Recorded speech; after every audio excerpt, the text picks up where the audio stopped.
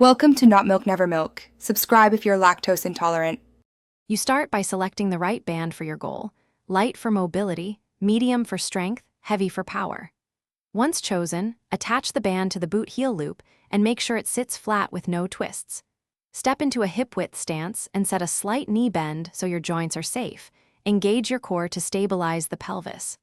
Now take one controlled practice movement to confirm tension and balance before progressing into full sets.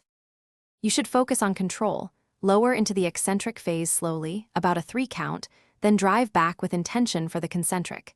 This trains both strength and coordination. Once done, keep breathing rhythm.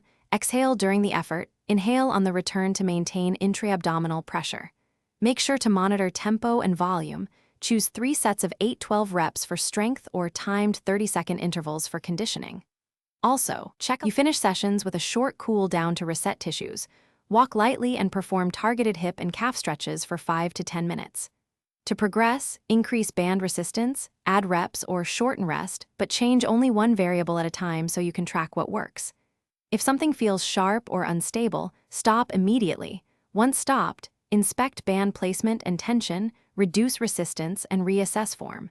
If pain persists, consult a qualified professional before continuing.